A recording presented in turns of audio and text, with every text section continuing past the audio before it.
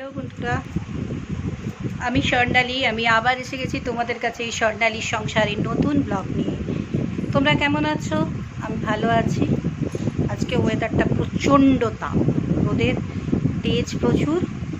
কালকে তো সকাল থেকে মেঘলা করেছিল, ভেবেছিলাম একটু হবে, মাঝে মাঝে একটু রোদ উঠছিল, তারপরে মেঘলাই ছিল, সারা দিনটাই মেঘলা ছিল, একটু মাঝে মাঝে রোদ উঠছিল। দুপুরবেলাও অন্ধকার হয়ে এলো, কিন্তু ঝড় বৃষ্টি কিছুই হয়নি, কিচ্ছু হয়নি। প্রচণ্ড গরম, জানি আরও গরম পড়বে, কষ্ট তো হবেই, কী করা যাবে, প্রাকৃতিক নিয়ম। তো যাই হোক, এই গরমে তোমাদের না যারা বাইরে বেরোচ্ছে না জানি কত কষ্ট হচ্ছে। তোমরা অবশ্যই সাবধানতা অবলম্বন করে তবে বাইরে বেরিয়েও। যাওয়ার আগে, বেরোনোর আগে এক গ্লাস ঠান্ডা জল অবশ্যই খাবে। মাথায় ছাতা বা টুপি অবশ্যই ব্যবহার করবে।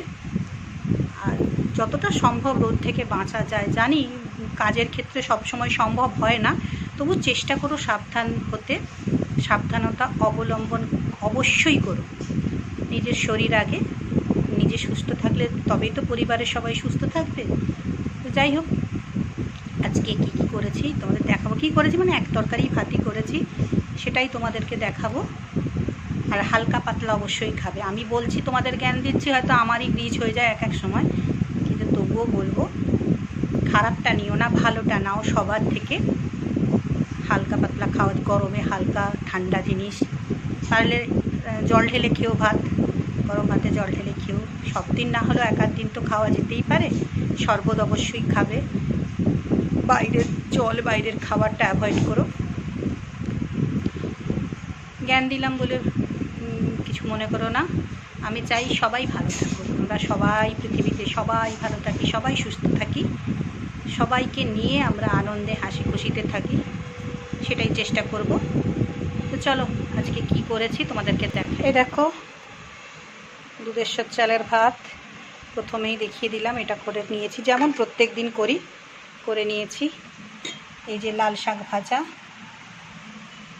পেঁয়াজ, শুকনো লঙ্কা, একটু পোস্ত দিয়ে ভেজেছি, ফোড়ন দিয়ে ভেজেছি।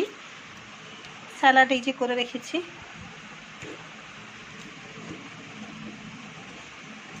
আর এই যে একেবারে দুবেলার তরকারি, ডিমের ডালনা আলু দিয়ে করে রেখেছি। এটা কিন্তু দেখতে যতটা তেল তেলে মনে হচ্ছে ততটা কিন্তু নয়, এটা একদম হালকা বাটনা, হালকা, একদম হালকা করেছি, একেবারে হালকা।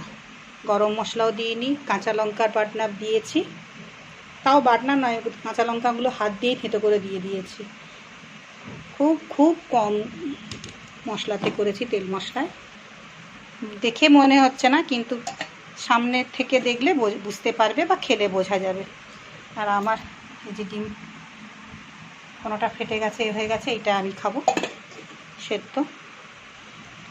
আর ফ্রিজে দই মিষ্টি রাখাই আছে, ব্যাস এটুকুই, আর কিছু করিনি।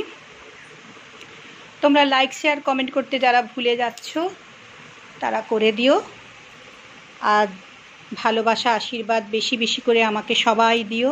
যারা দিচ্ছ তারা আরও দিও, আর যারা দিচ্ছ না তারাও দিও।